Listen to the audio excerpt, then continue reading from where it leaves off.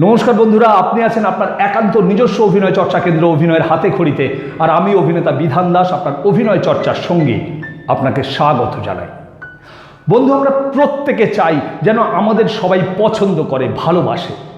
কিন্তু কেন পছন্দ করবে, কেন ভালোবাসবে, তার জন্য আমরা কি প্রস্তুতি নিয়েছি? আজকের ভিডিওতে আমি বিস্তারিত আলোচনা করব ভালো অভিনেতা হওয়ার পাশাপাশি কিভাবে নিজেকে তৈরি করলে আপনাকে সকলে পছন্দ করবে, আপনাকে সকলে ভালোবাসবে। মূল আলোচনায় যাওয়ার আগে একটা ছোট্ট আবেদন, আপনি যদি এই চ্যানেলে প্রথমবার এসে থাকেন তাহলে সাবস্ক্রাইব করে পাশে থাকবেন, কারণ এই চ্যানেল শুধু স্বপ্ন দেখায় না, স্বপ্ন পূরণের রাস্তাও দেখিয়ে দেয়। আর যদি অলরেডি সাবস্ক্রাইব করে থাকেন তাহলে অনেক অনেক অনেক ধন্যবাদ। প্রত্যেক দিন আমরা অভিনয় চর্চা করছি, আমরা একটু একটু করে নিজেকে অভিনেতা হিসেবে তৈরি করছি। এর পাশাপাশি যদি আপনাকে কেউ পছন্দ না করে বা ভালো না বাসে, আপনি যত ভালোই অভিনেতা হন না কেন, আপনাকে সবাই এড়িয়ে যাবে। তাই ভালো অভিনেতা হওয়ার পাশাপাশি নিজেকে এমনভাবে তৈরি করুন যাতে খুব সহজেই সকলের প্রিয় পাত্র হয়ে উঠতে পারেন। যখনই ইন্ডাস্ট্রিতে একজন অভিনেতার প্রয়োজন বা একজন আর্টিস্টের প্রয়োজন হবে, একজন কাস্টিং ডিরেক্টরের, একজন ডিরেক্টরের বা অ্যাসিস্ট্যান্ট ডিরেক্টরের বা প্রোগ্রামারের, সবার প্রথমে আপনার কথা মনে পড়বে। প্রসেসটা কি? এই প্রসেসটা হলো গ্রুমিং, সেলফ গ্রুমিং। হ্যাঁ বন্ধু, সেলফ গ্রুমিং একজন অভিনেতার অত্যন্ত প্রয়োজনীয় একটা জিনিস। সেলফ গ্রুমিংয়ের মধ্যে পড়ে নিজেকে প্রেজেন্টেবল করা, পার্সোনালিটি ডেভেলপ করা এবং সকলের কাছে প্রিয় পাত্র হয়ে ওঠা বা ভালোবাসার মানুষ হয়ে ওঠা। নিজেকে প্রেজেন্টেবল কী করে করবেন বা পার্সোনালিটি ডেভেলপ কী করে করবেন, এগুলো নিয়ে এর আগের কিছু ভিডিওতে আমি ছুঁয়ে গেছি। আগামী দিনে হয়তো এগুলোর ওপরে আমি আলাদা করে ভিডিও করব।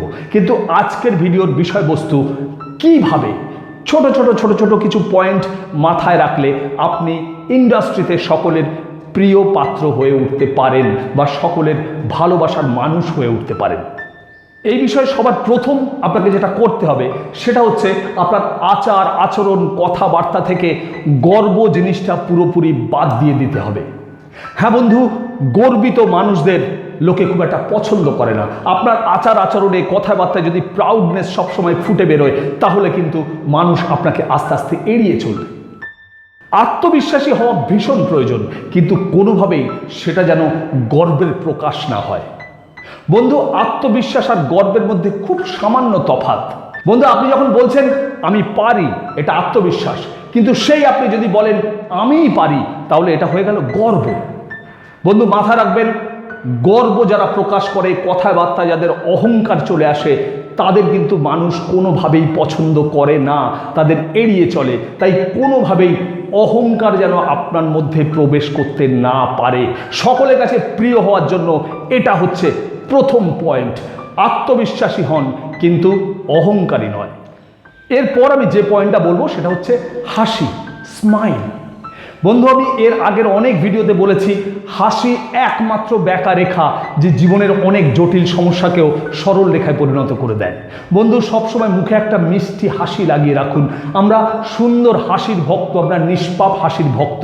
তাই তো শিশুর হাসি আমাদের এত প্রিয়।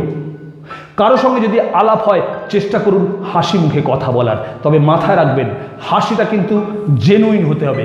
কষ্টার্জিত হাসি বা জোর করে হাসে কিন্তু উল্টো হতে পারে, অর্থাৎ মানুষ খুব সহজেই বুঝতে পারে যে আপনি জোর করে হাসছেন। তাই হাসিটা আসতে হবে হৃদয় থেকে।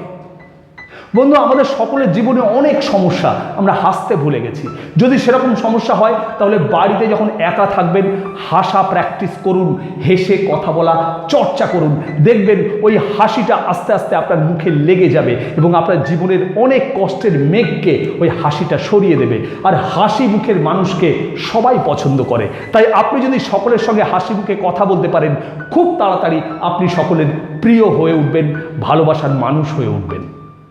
লোকের কাছে নিজেকে প্রিয় করে তোলার জন্য এবার যে পয়েন্টটা বলবো, এটা অত্যন্ত সহজ একটা পয়েন্ট, কিন্তু অত্যন্ত জরুরি একটা পয়েন্ট।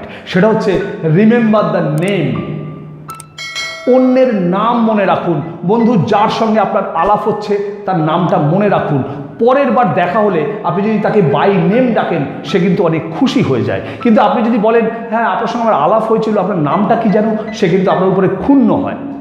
বন্ধু, প্রত্যেকটা মানুষ সব থেকে বেশি পছন্দ করে নিজের নাম ছাপার অক্ষরে দেখতে পছন্দ করে, নিজের নাম অন্যের মুখে শুনতে পছন্দ করে। তাই কারোর সঙ্গে যদি আপনার আলাপ হয় তার নামটা মনে রাখুন এবং পরের বার বাই নেম ডাকুন। আপনি যদি বাই নেম ডাকেন তার মনে হবে আরে ওর সঙ্গে আমার একবার আলাপ হয়েছিল, কিন্তু নামটা মনে রেখেছে। তার কাছে কিন্তু আপনার গুরুত্ব বেড়ে যায়, আপনি তার কাছে প্রিয় হয়ে ওঠেন। তাই যার সঙ্গে যখনই আলাপ হবে চেষ্টা করবেন তার নামটা মনে রাখার।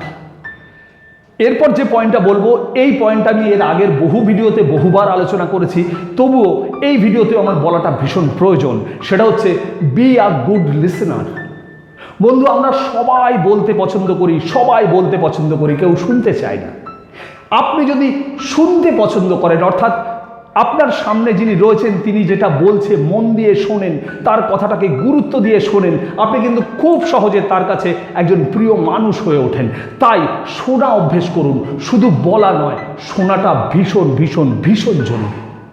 বন্ধু, এরপর যে পয়েন্টটা বলবো সেটা হচ্ছে কারোর সঙ্গে যখন আপনার আলাপ হবে বা কথা বলবেন তাকে এমন ফিল করান যে সেই মানুষটা আপনার কাছে অত্যন্ত গুরুত্বপূর্ণ, সেই মানুষটাকে আপনি ইম্পর্টেন্স দিন। আপনি তাকে ফিল করান যে সেই মানুষটা আমার জীবনে অনেকটা অংশ জুড়ে রয়েছে। বন্ধু, অন্যের প্রতি জেনুইনলি ইন্টারেস্ট দেখান। আমরা সবসময় আমি করে যাচ্ছি, আমরা কখনো অন্যের কথা ভাবি না, অন্যকে গুরুত্ব দিই না। বন্ধু, আপনি যদি একটা গ্রুপ ফটো হাতে পান, সবার প্রথম কাকে খোঁজেন? নিজেকে।